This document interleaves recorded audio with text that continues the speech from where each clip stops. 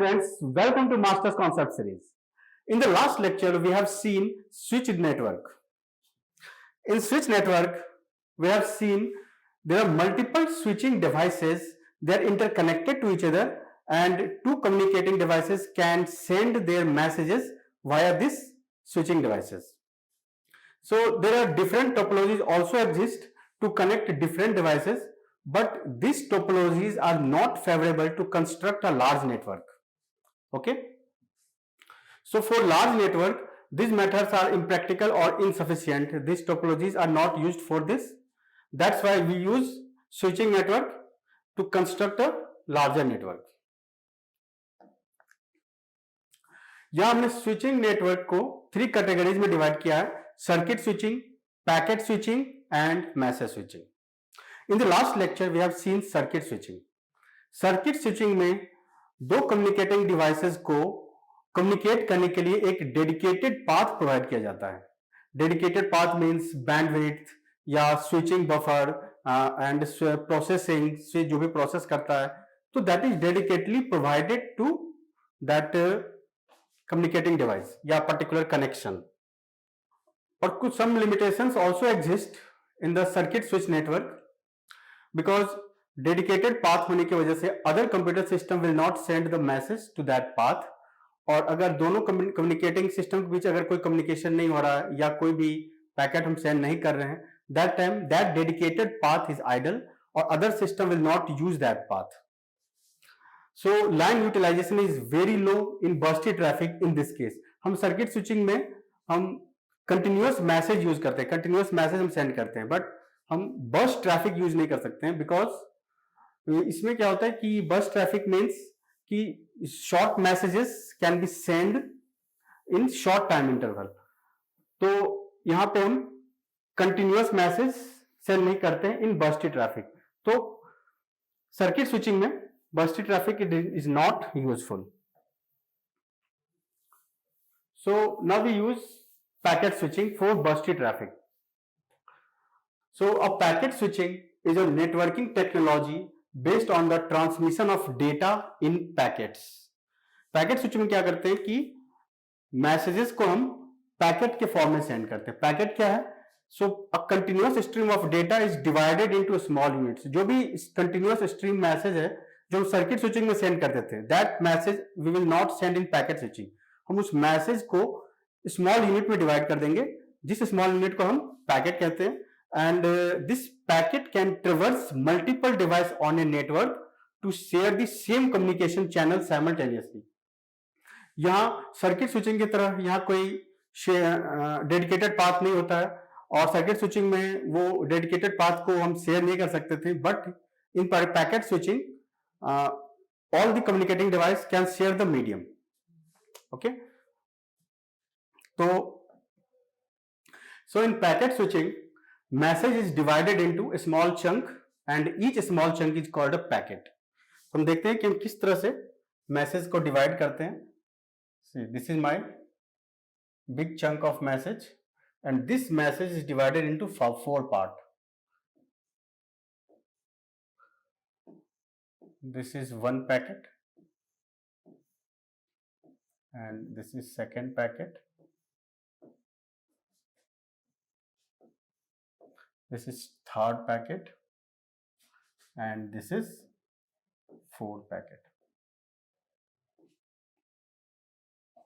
तो हमने इस मैसेज को 4 पार्ट में डिवाइड कर दिया है और each packet are independent to each other. और हर पैकेट जो है इंडिविजुअली सोर्स टू डेस्टिनेशन को ट्रेवर्स करेगा और there is no any relation between both packet.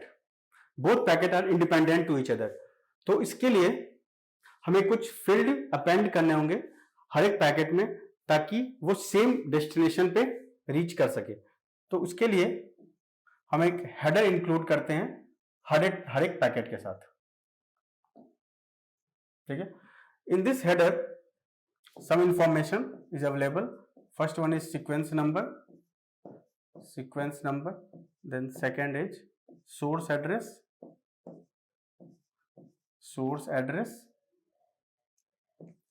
then destination address, destination address, and so on. All the details we will see in network layer. So all these informations are listed in the header of each packet.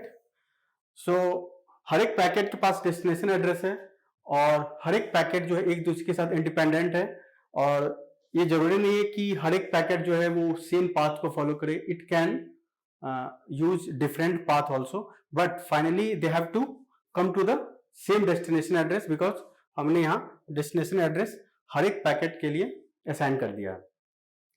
Okay, तो in this way packet is sent to the destination. So it required routing information to traverse source to destination. जो भी field हमने डाला है उसमें sequence number चाहे destination address, that information is used for routing.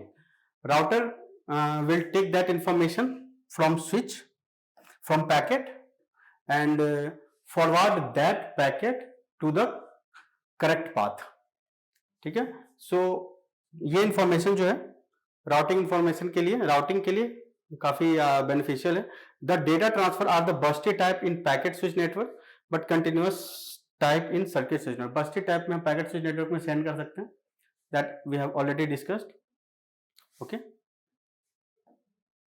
So this way हम message को divide कर सकते हैं और डिकम्पोज कर सकते हैं पैकेट में in packet switch network. So most of the packet switch network uses store and forward technique. Store and forward technique means, its a name suggests, when a router receive a packet, then it first process or analyze and forward the packet to the correct link. Okay, so store and forward technique says a switch it's a technique in which the switch first receive the entire packets and copies each packet into its buffer and perform a CRC. So CRC, it's a cyclic redundancy check. It's a error correction or detection technique. Using this technique, it will check the packet, is it error free or not. If it is error free, then it uses the destination address and it maintain one forward table. So this switch uses a forward table. Forwarding table में MAC address के corresponding वो port रखता है और port is connected to the link, और जो भी destination address होगा, कोई भी मैक एड्रेस, उस मैक एड्रेस के कॉरेस्पॉन्डिंग जो भी पोर्ट होगा उस पोर्ट को, उस पैकेट को फॉरवर्ड कर दिया जाएगा. This is the use of switching और forward table, right. So the switch looks up the destination address of error free packets in its forwarding table and determine the appropriate exit port and sends the packet. So when any source send the packet to the destination, there are some delays occurred. There are several delays happen, such as transmission delay, then propagation delay, queuing delay and processing delay. हम इस delay one by one देखते हैं कि what is the meaning of all this delay. So first one is transmission delay. Time required to put whole packet onto the link. जैसे हमारे पास ये computer system है.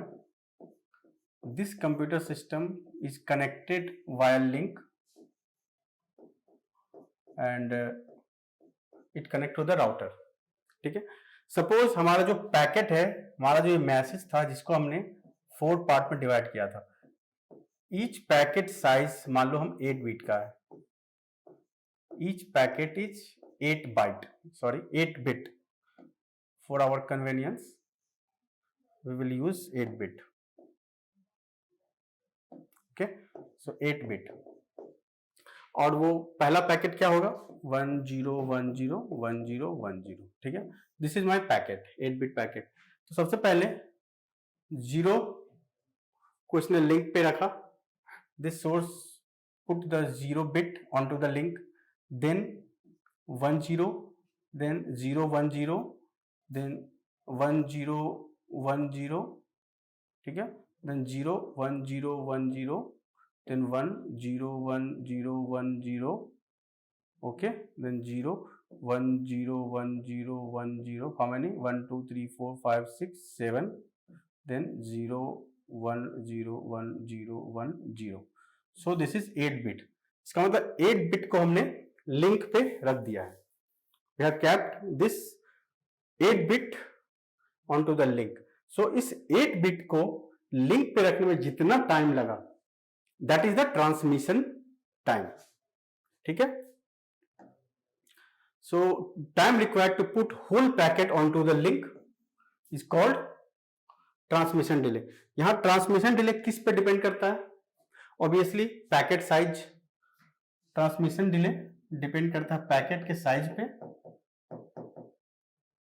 ठीक है. एंड सेकेंड लिंक के बैंडविड्थ पे, मींस डेटा रेट. लिंक का बैंडविड्थ क्या है या डेटा रेट क्या है उस पे. Suppose data rate is D and packet size is p. ठीक है. इसका मतलब d बिट पर सेकेंड से डेटा लिंक सेंड कर रहा है अगर, so d bit can be sent in 1 second, then 1 bit can be sent in 1 by d second. So p bit can be sent in p by d second. So इसका transmission time हो जाएगा p by d. तो यहां जो transmission time होगा इस packet के लिए वो हो जाएगा p by d. So next delay is propagation delay. So what is propagation delay? The time taken by a last bit to reach from sender to receiver. And propagation delay depends on the distance and speed of the electromagnetic wave. Okay. So source to destination तक packet को reach करने में जो time लगता है उसको हम कहते हैं प्रोपेगेशन डिले. सी, जो हमारा पैकेट था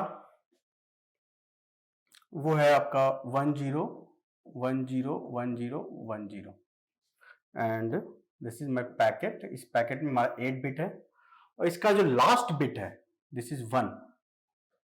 ये जिस टाइम पे रीच करेगा 10 10 10 10,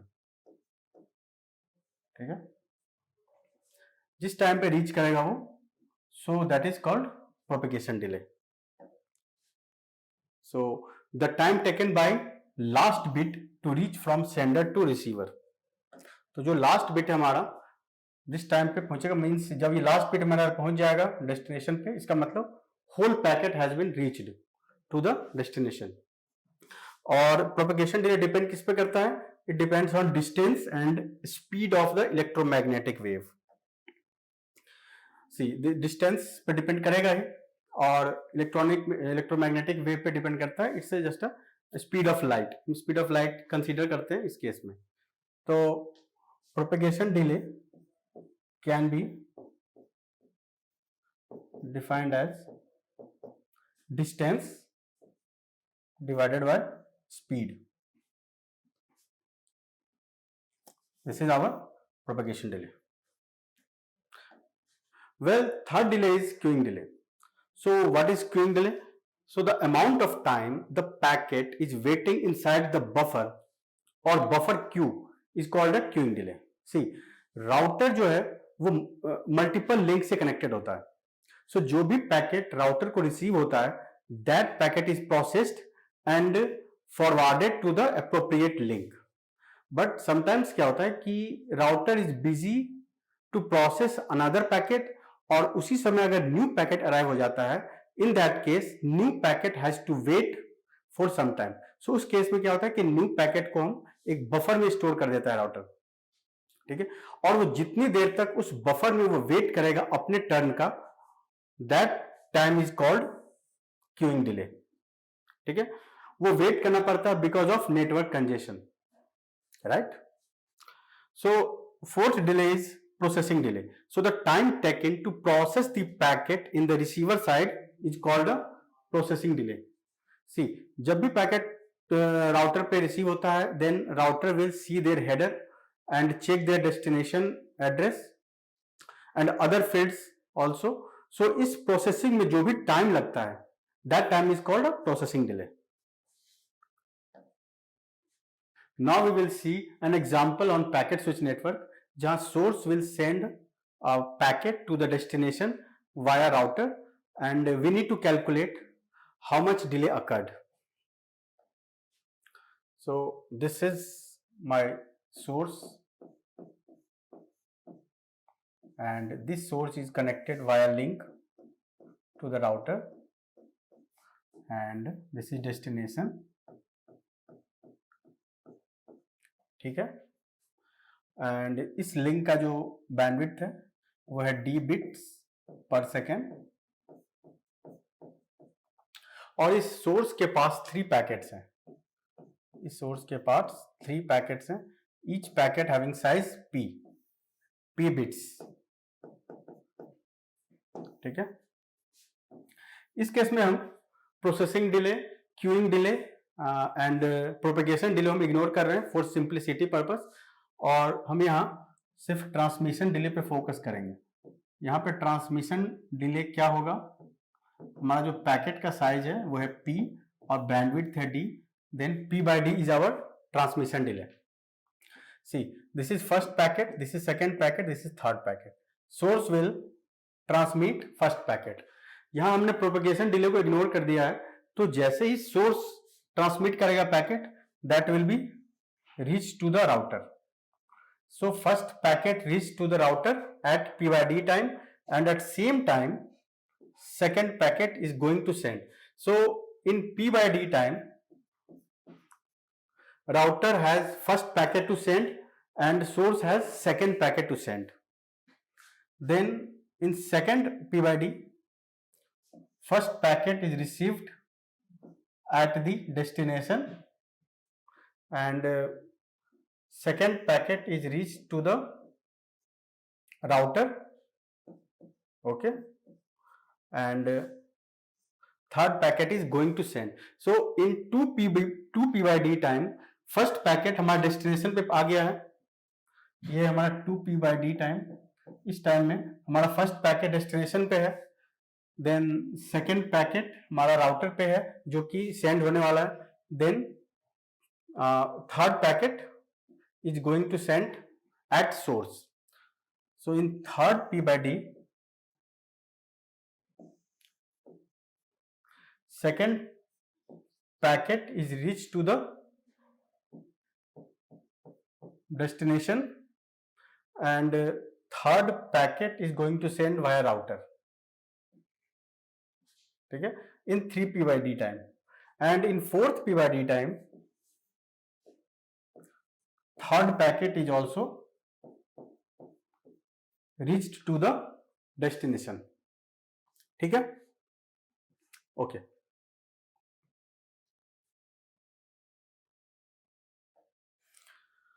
well students, we are going to explain one more example.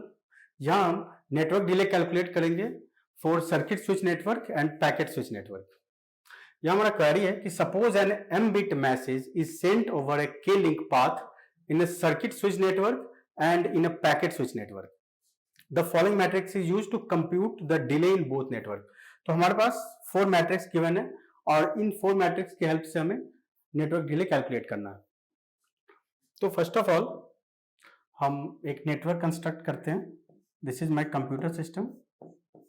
This computer system is connected with one router, 2 router, then this is our destination. Now question में कि a message m bit is sent over k link path. k link path means 1 2 3. यहाँ पे 3 link path है and k-1 intermediate router means 1 और 2 intermediate router. ठीक है, तो यहाँ पे 1 हमने रिड्यूस कर दिया लिंक पाथ से, नंबर ऑफ लिंक पाथ है 3 - 1 2, तो यहाँ पे हमारा 2 राउटर है. Similarly k-1 intermediate router present as per this question. So for circuit switch we need to use setup time. Circuit switch में हम रिसोर्स रिजर्व करते हैं और रिसोर्स रिजर्व करने में जो पूरे सेटअप करने में जो भी टाइम लगता है, जो भी डेडिकेटेड पाथ हम अलॉट करते हैं कम्युनिकेटिंग डिवाइस को, उसमें जो भी टाइम लगता है that is called setup time. तो सेटअप टाइम हमारे गिवन है एस सेकेंड। ओके, जब सेटअप हो जाएगा तो हमें मैसेज सेंड करना है। तो मैसेज सेंड करने के लिए what is transmission time? Transmission time क्या होगा? मैसेज साइज क्या है? M bit, then m divided by b. This is my transmission time. Okay, and then propagation delay.